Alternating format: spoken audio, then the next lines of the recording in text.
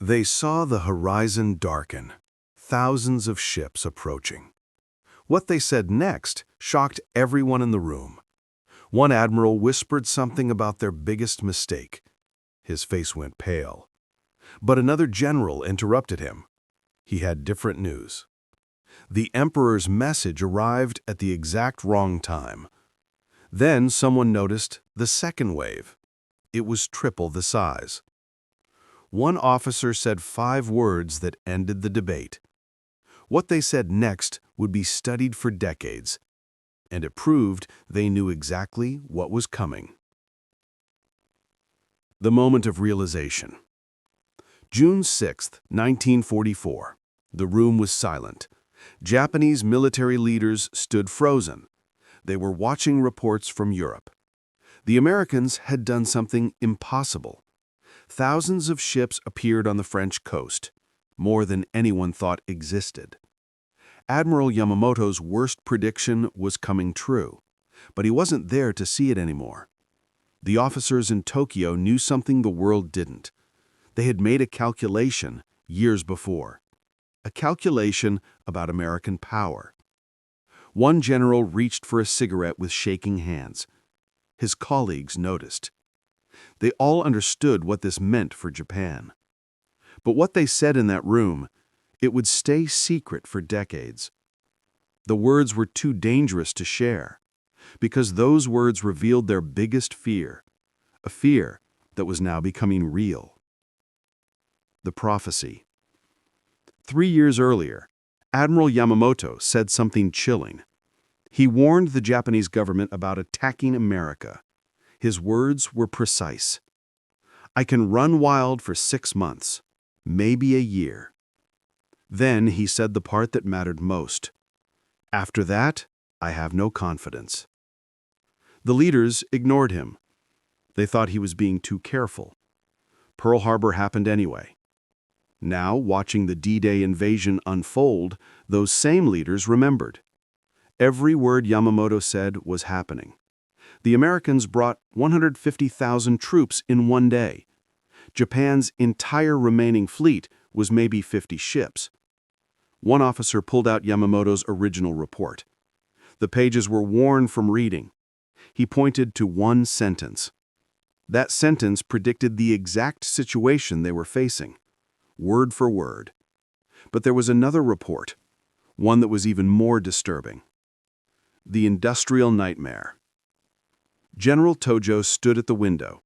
He held a piece of paper, intelligence reports from America. The numbers didn't make sense. America was building 1 aircraft carrier every month. Japan took years to build one. The Americans produced more planes in a week than Japan made in months. Their factories ran day and night, 3 shifts, non-stop production.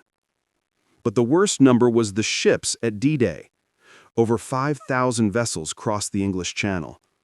Japan's entire remaining fleet was maybe 50 ships. Tojo finally spoke. His voice was quiet. "We awakened a sleeping giant." The room stayed silent. Everyone knew Yamamoto had said those exact words after Pearl Harbor. Whether he actually said them or not didn't matter anymore. The metaphor was now reality. And there was something else in that intelligence report, something about what came next. The Emperor's question. Emperor Hirohito requested a meeting. This was unusual. The Emperor rarely spoke directly about military matters. The High Command entered the palace. They brought maps and reports. They didn't bring good news. Hirohito asked one simple question. If America can invade Europe with this force, what will they bring to Japan? Nobody answered at first. The math was terrifying. Japan was closer to American bases than France was. The Americans could bring even more force to the Pacific. One admiral finally spoke up. "Your Majesty, they won't need to invade us." The Emperor leaned forward. This was unexpected. "Explain." The admiral's explanation would reveal Japan's actual strategic nightmare. the thing keeping them awake at night. But before he could finish, an aide entered with urgent news from the Pacific. The 5 words. The aide's hands trembled. He held a decoded message from their forces in the Philippines. The Americans are coming back. 5 words. That was all it said. General Yamashita read it twice. He understood what it meant. MacArthur kept his promise. He said he would return to the Philippines. Now he was doing it. But this wasn't just about the Philippines.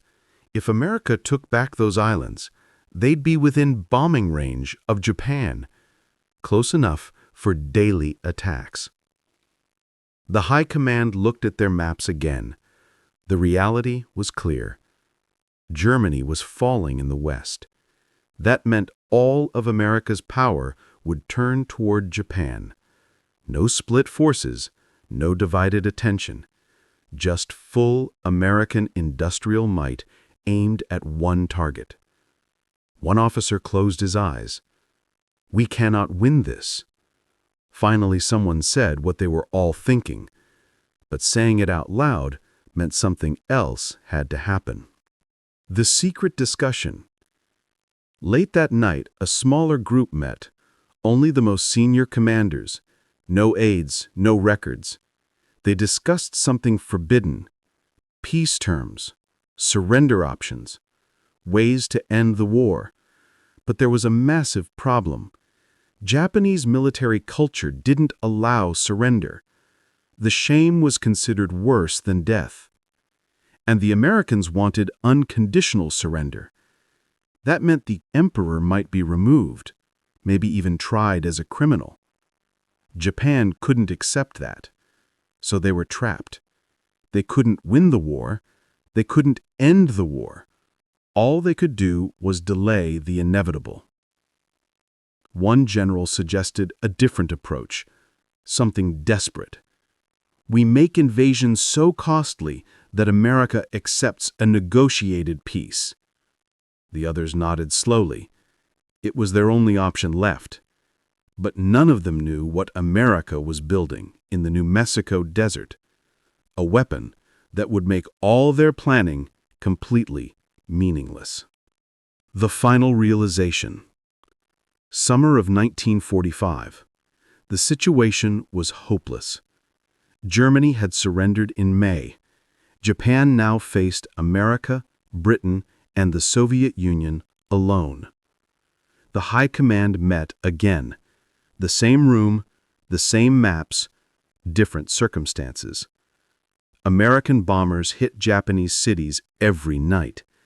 Firebombing raids destroyed entire neighborhoods. Tokyo was burning. Osaka was burning. There was nowhere safe anymore. The military leaders still wanted to fight. They planned for Operation Downfall, the American invasion of Japan itself. They estimated it would kill millions, Japanese and American. But it would preserve Japan's honor, or so they told themselves. Then, on August 6th, everything changed. One bomb, one city. Hiroshima vanished in a flash of light. 3 days later, Nagasaki followed. The High Command finally understood. There was no honor in extinction. What they said in their final meeting would determine whether Japan survived at all. The words that ended it. August 14th, 1945. The final meeting. Emperor Hirohito made the decision himself. The military leaders couldn't agree. Half wanted to surrender. Half wanted to fight to the last person. The deadlock was complete. Hirohito spoke in formal court language. The war situation has not necessarily developed to Japan's advantage. It was the most understated sentence in history. Japan had lost everything. But the emperor's words allowed everyone to save face. Then he said the part that mattered. We must bear the unbearable. Those words ended World War II in the Pacific. Japan would surrender, unconditionally. The military leaders who saw D-Day 3 years earlier had been right. Yamamoto had been right. America's industrial power was unstoppable. The words they spoke in that first meeting came true. Every prediction, every fear, every calculation. They knew from the moment they saw those ships at Normandy, Japan's war was already over.